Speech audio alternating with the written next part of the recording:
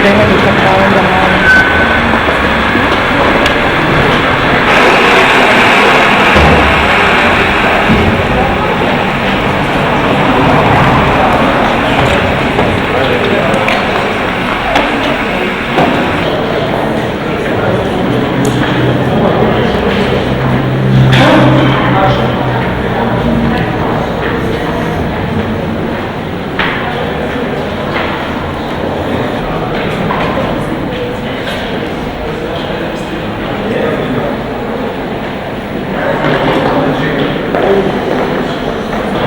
Hyundai'in de Polo'su.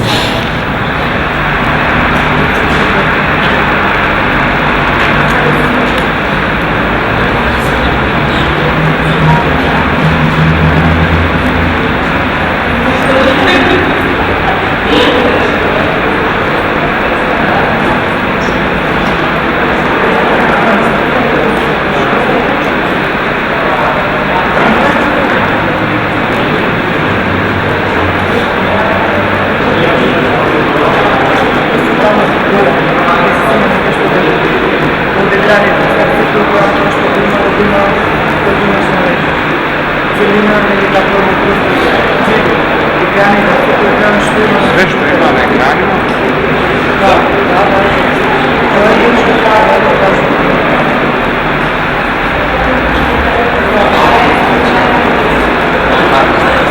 Ti kaži kako to? Da? Gotovo.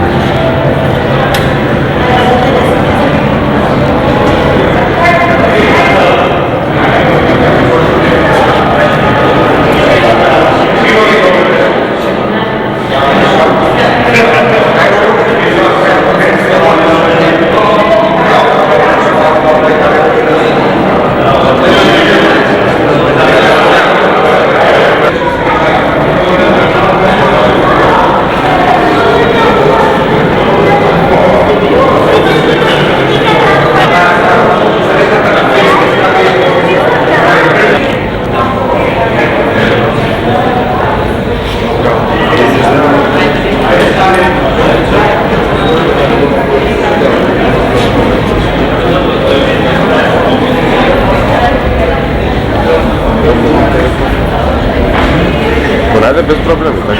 Da. Gdzieś na Ja sam tu takali.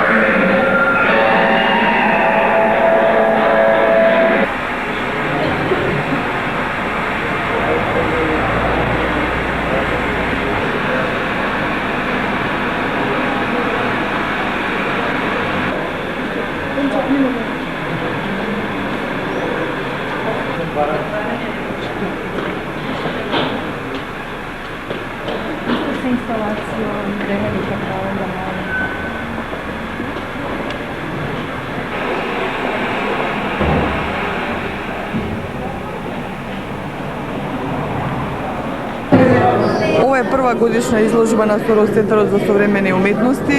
Како би определиле концепцијата нејзина? Па, сакавме експеримент. Сакавме експериментална тема, експериментален медиум, експериментален простор, експериментален плакат. И мислам дека сето ова што се случува вечер овдека во Скопје и во Републиката воопшто е показател дека навистина Македонија може нешто да направи воопшто за ликовната уметност и дека се работи за една концепција всушност која сака да истражи, сака да испровоцира, сака да ги остави луѓето да се запрашаат што е ова, да размислуваат воопшто. Не ни беше интенција да поставиме поставка која ќе зборува за ретроспектива или за величини, туку сакаме да направиме нешто што луѓето ќе да размислуваат. Тоа е све што се несува за концепцијата во овој момент, што можеме да кажем. Делата и авторите се поделени во 3 дела. Да, ги поделивме деловите мислам целата изложба во 3 дела заради основниот факт што не сакаме да имаме само отварање и посета од еден ден. Сакавме луѓето да ги анимираме на 3 пати. Сакавме да луѓето доаѓаат во овој простор, да ги разгледуваат нашите дела, да размислуваат 3 пати, најмалку 3 пати во текот на месецот кој следи и јануари месец следната година. Следниот дел, делот Б, се случува на 27 декември. Делот С се случува на 6 јануари. Во меѓувреме ќе организираме разговори со еминентни стручњаци во областа на медиумите, како што се луѓе кои веќе работат долго време со виртуелна стварност, со интермедија, со мултимедија. Сакаме едноставно да во Републиката се случува нешто што трае повеќе од едно отварање. Токму заради тоа и 3 дела на оваа годишна изложба на Сорос Центарот за современи уметности.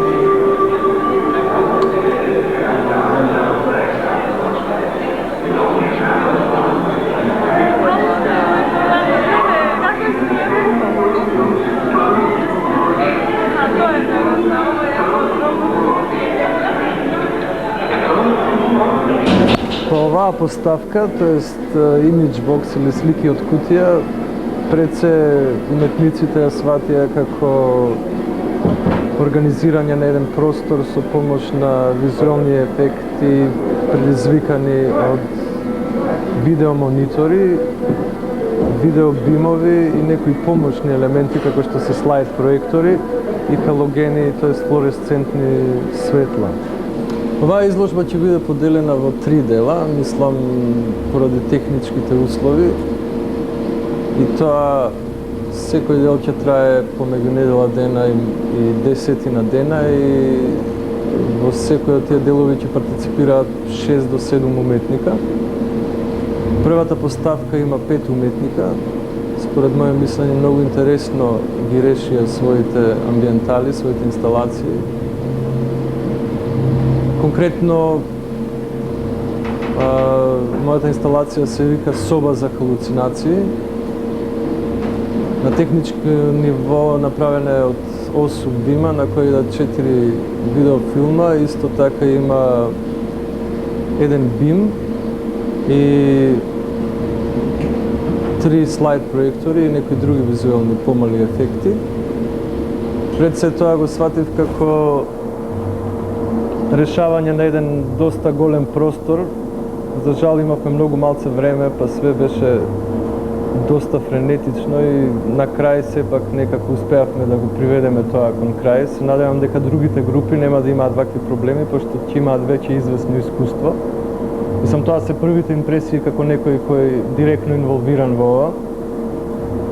Во секој случај мислам дека Сорос центарот и луѓето од Мала Станица се потрудија да направат една ваква презентација која мислам дека е прва стварно од ваков вид кај нас.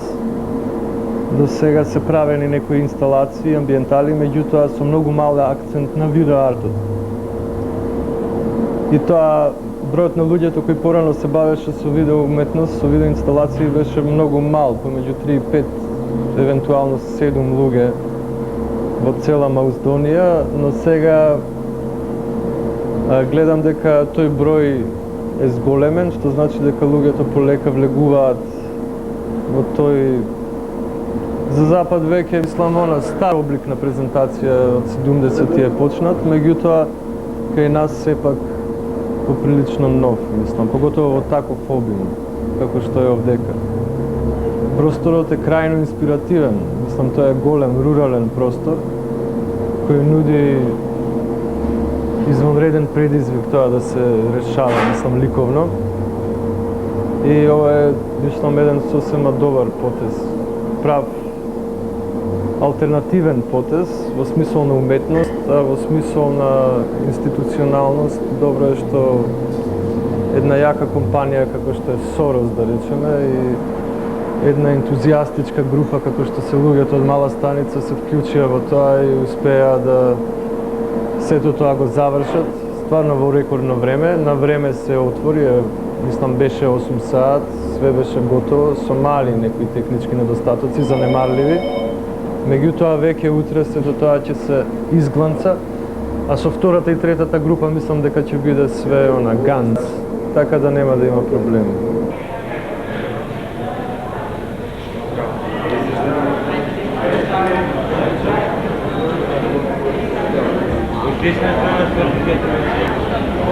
Јас го така.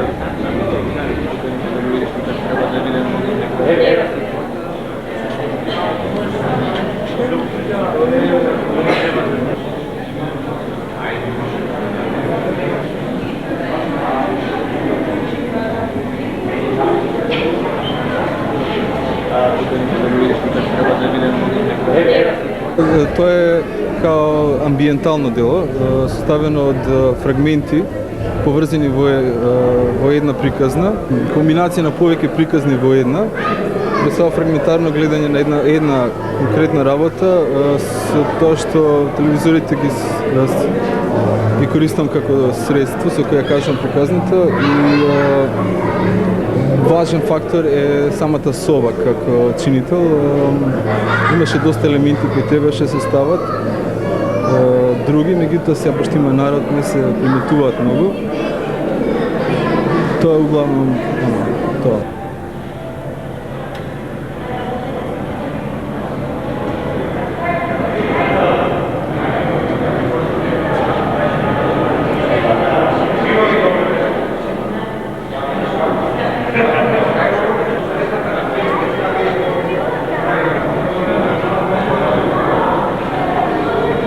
Овој видеообјект е уствари еден омаж или мој израз на почитување кон сликарот Андреја Мантења, кој обработува поише така религиозните теми, што е воедно и тоа што ме привлече кај таа една тоа е еден спој на архаика и новите медиуми. Ово е видео објект, нешто што до сега не сум се бавил, мислам, до сега. И мислам дека представува моја фасцинација према преоѓање као принцип од едно стање во друго. Целото ова е посветено баш на тие прелазни фази од телесно кон духовно, од материјално кон нематеријално. еден израз на почитување кон ljudската снага на идеја, фактично, на ljudската идеја.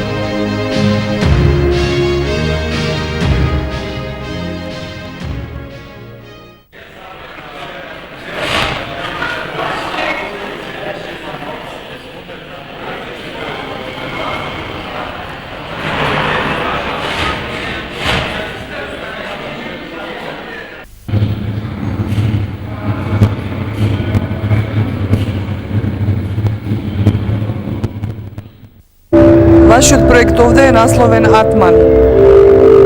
Да. Тоа е малку енигматично име, а и плюс и малку се слуша тука од галамата. Оглавно треба да значи некое совршенство човечко и такви некои интенции без големи претензии. Едноставно како енигматично име го земав. Што вклучува и друго вашиот проект? Тоа е импресија една непрестана желба на човек да достигне некое ниво свое и во однос на критериумите што се поставени. И вклучува сите елементи што мене ми изгледаат достапни и релевантни. Ликовни, електронски и така натаму.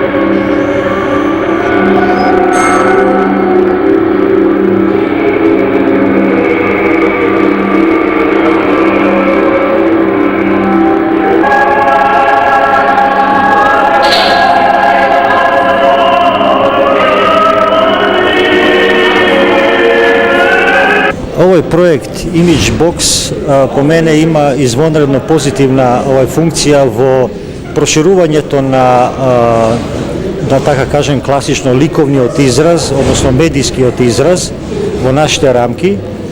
Практично за прв пат имаме прилика во наши услови во Скопје да проследиме еден тип на размислување кој инклинира од класичните медиуми и кој го внесува телевизорот, односно телевизискиот медиум и телевизиската слика во прв план. Знаеме добро дека овој тип на манифестации досега не сме имале овако конзистентно и во оваков број презентирани, така да мислам дека освен своја пионирска улога која несомнено има ова манифестација, истовремено мислам дека иницира овој тип на размислување творечко и во иднина, а тука ги гледаме незината позитивна улога. Вие сте член на жирито, јас нема да ве прашувам однапред ништо за одлуките, меѓутоа кој ќе биде според вас критериумот за според кој што ќе се одлучува кој автор ќе ја добие наградата?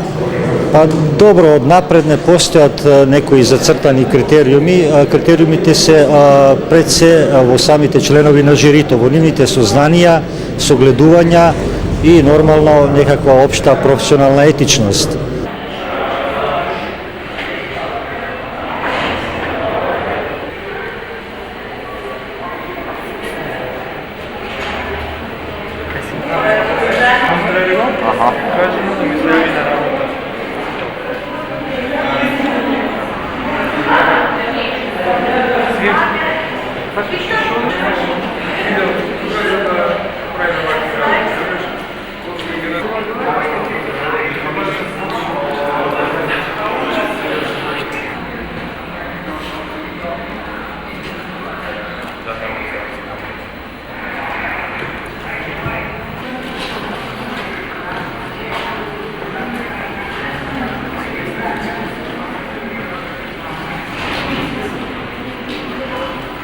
Па е, ова дело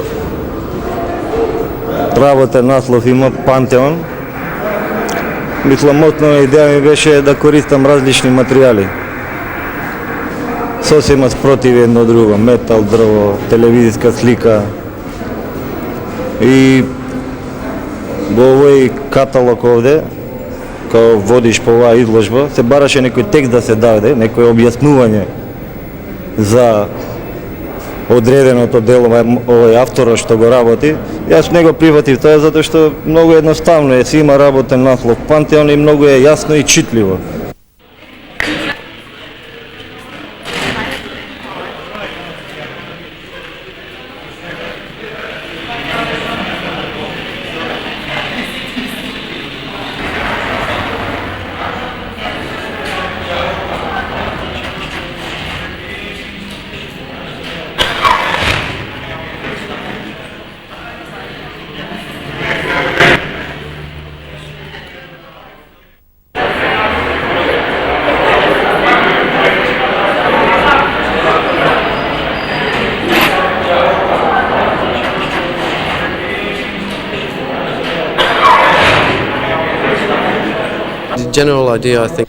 Во основа, идејата на оваа изложба е многу добра. Да се соберат луѓе кои всушност не се уметници или кои не се сметаат за такви да учествуваат и да станат уметници, бидејќи мислам дека сите луѓе се уметници, само секој на свој различен начин.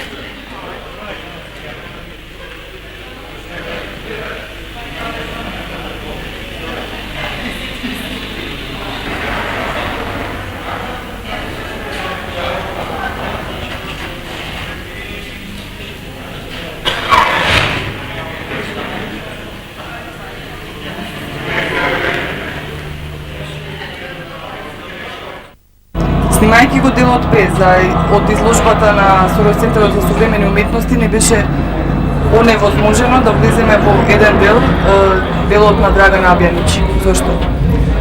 Па за тоа може да го прашате Драган Абјанич. Потоа слушнавме дека се работи за еден вид концепт, односно за промоција на една приватна телевизија. Да, телевизија Бурдушбен е приватна телевизија која има за цел да го наруши принципот на новинарскиот ТВ воеризам, карактеристичен за пред се за новинарите да е еден телевизија. Во моментов, као светски тренд на крајот од 20 век. Од една страна. Од друга страна, Бурдушбен се бави со негирање на технолошките ТВ трендови кои практично, реално не можеме да ги достигнеме. Тоа е тоа, тие бордежбани за затворени врати, као некој романтично навраќање на нека романтична телевизија од 50 години, кога телевизијата и не беше комерцијален медиум. Како се вклопува проектот PCL 82? PCL 82 е, што знам, нека патетика, некој носталгично навраќање. Ја и ти веројатно сме меѓу последните PCL 82 и 84 генерации, а тоа значи кога баба ти ќе ти даде една лампа за урнек, да ја ставиш од джеб, да идеш у продавница и да купиш PCL 82 као лампа на телевизор која најчесто ти се расипува.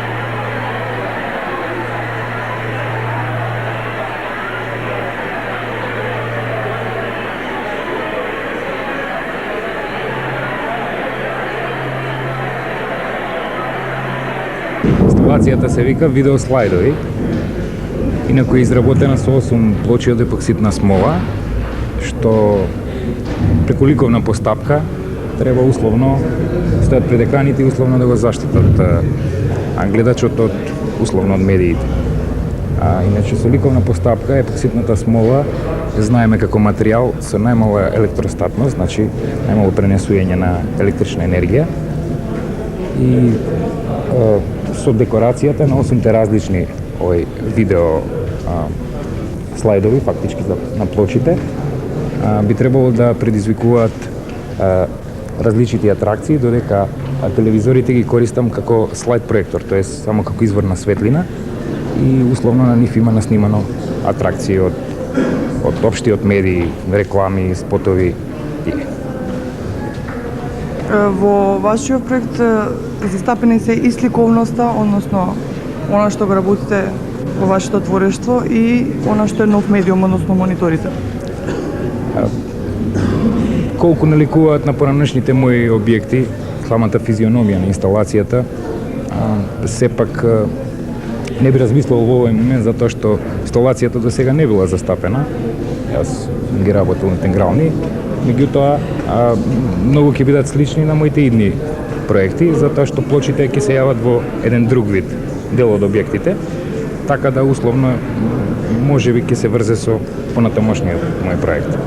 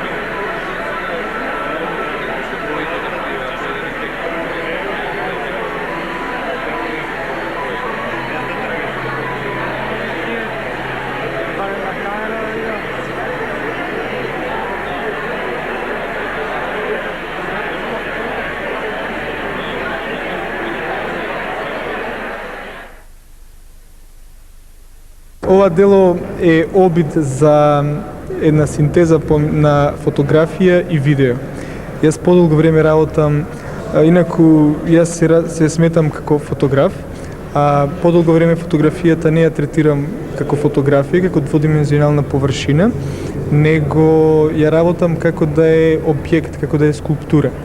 Тоа почнав со моите, може да се наречат, инсталации на Биенале на млади во Музејот на современа уметност 93 година и таа изложбата што беше во галеријата Фауст исто. Ја сега овде се обидувам да најдам некои допирни точки помеѓу фотографијата и видеото. Бидејќи тие двете се визуелни медиуми, но сепак иако се работат со слична техника, тие се доста различни. Па колку успеав, не знам, и се обидов исто тука да поврзам две цивилизации, на оваа современа цивилизација која што ја представува ова висока технологија на телевизија и видео, и преку овие пози кои ги работев јас во така наречен овие египетски стил, тоа глава, профил, тело, анфас, нога, профил, тоа од тие стари египетски цртежи, да за поврзување на тие две цивилизации.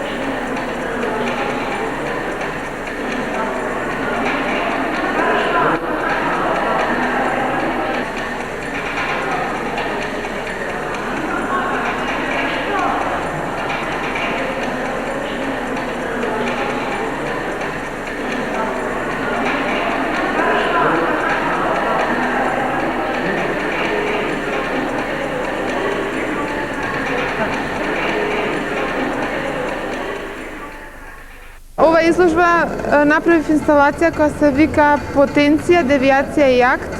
Има форма на триптих, како многу мои дела, дали од видеоартот или од сликарството, на која го прикажувам од најнов видеофилм Бонго, 3,5 минути, направен во јули 1994. Бонго е омаж на Макијавели и целата ова инсталација е поврзана со потенцијата, со девијацијата низ Макијавели и акт, на кој се покажани анимации од заедничкиот филм со Станковски најтари. Инаку ова изложба е одличен проект и одушевена сум од оваа замисла и мислам дека би можела секој месец да има вакви изложби. Мислам тогаш навистина и за уметниците ова ќе има друга димензија.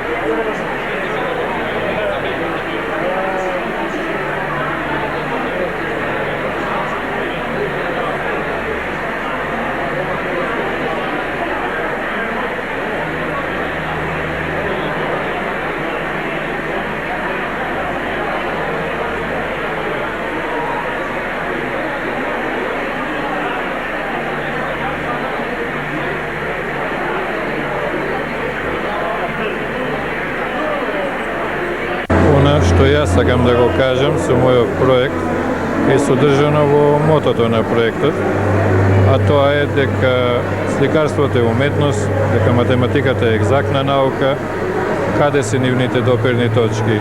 Според мене, ова се тие доперни точки. Фракталите се, да речем, некој вид на математика. Математички формули се користат за добивање на овие слики. А уметноста е во изборот на сликите, изборот на боите, изборот на формите. Не се цртат овие слики, туку од многу варијации се бираат. Оние кои што на човек ќе му се допаднат. На тој начин и оние што не се надарени да самите створат нешто, можат да изберат оно што им се допаѓа.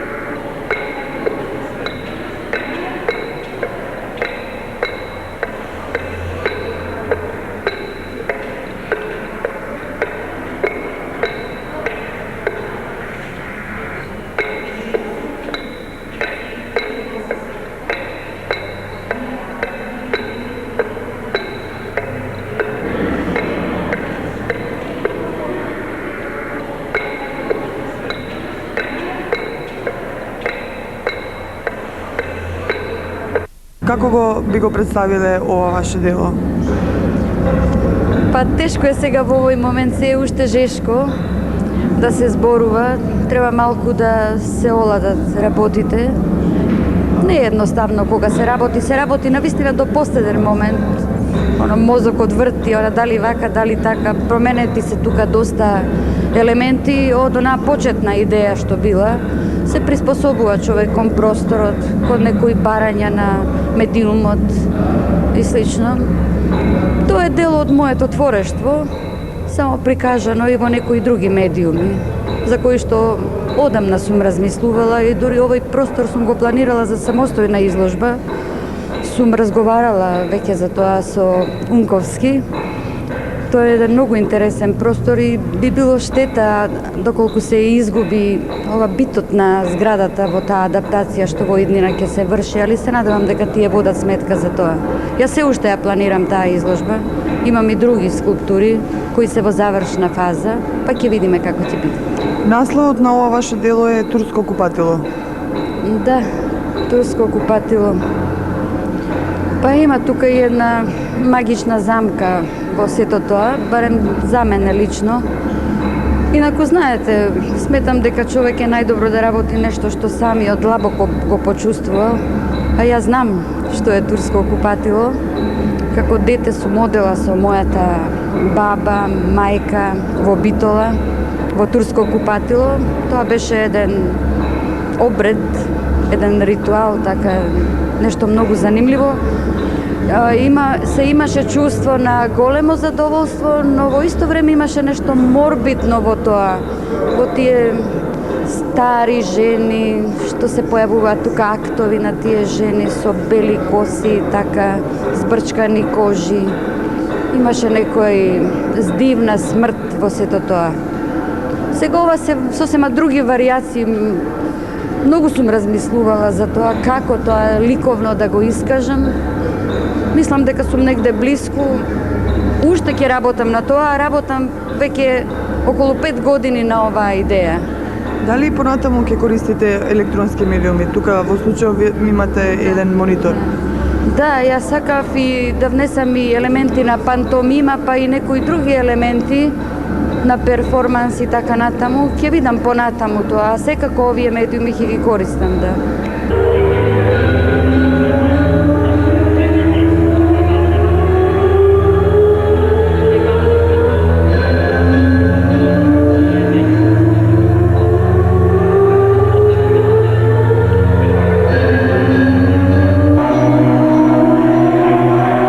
Стефан и Александар, автори на највпечатливото дело на годишната изложба на Сорос Центарот за современи уметности. Ке можете ли да го објасните, да го представите ова дело, бидејќи е сложено и од техничка страна и од онаа другата концептуалната? Па добро, да почнеме од техничката страна. Ова е една иглоидна крстовидна конструкција на која што се монтирани 14 компјутери, да не кажам прилепена за еден луминозен крст кој што преваѓа во незината сама средина, бидејќи, како што е објаснето можда во малиот каталог, се работиме со светлина и звук. Компјутерите се 486-ки и водечкиот контролер што ги вози другите компјутери 486, 32 мегабајти RAM меморија. Користиме тросистемско озвучение, тросистемско што би значило третиот звучник, кој што ги фаќа тоновите кои што се снимени меѓу левиот и десниот, една измишлјотина така на Брајанина. Јас би се осврнал прво на името Архимедијала. Архимедијала всушност значи архетипски, мултимедијален пристап со кој сакаме да постигнеме да внатрешното битие добие информации од надвршниот и од внатрешниот свет, тоест да му помогнеме на внатрешното битие кај секого да се ослободи. Сега почнуваме од првиот дел, Passion Temptation. Со тоа го воведуваме гледачот во оваа просторија и тој се сретнува тргнуваме од нашата цивилизација нормално. Во нашата цивилизација е доминантен символ е крстот и ова во христијанската.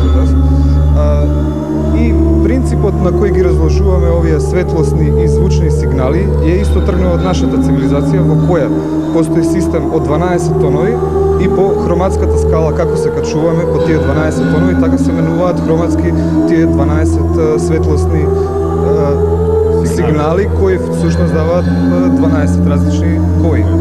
Истовремено, како што се гледа на таа конструкција, басот се симулира на најдолниот екран. Имаме синхронизиран покрет помеѓу 12 различни тонови кои интерактивни се помеѓу себе во различни интервали и истовремено синхронизирано реагираат 12 различни бои со овој прв екран, тоест носачот.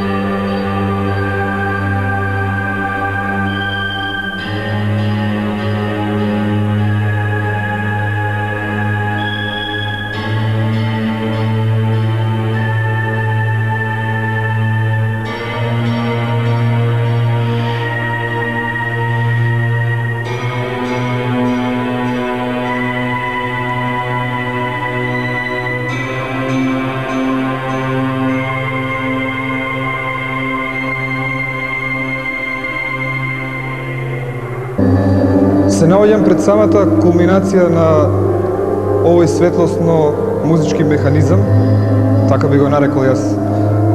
Иначе, името на овој дел е Introduction to Awakening и всушност сакаме да воспоставиме директна комуникација со внатрешното битие преку оваа осликана клавиатура на тлото на оваа просторија и оваа триаголна скулптура која е обогатена со некои светлосни ефекти.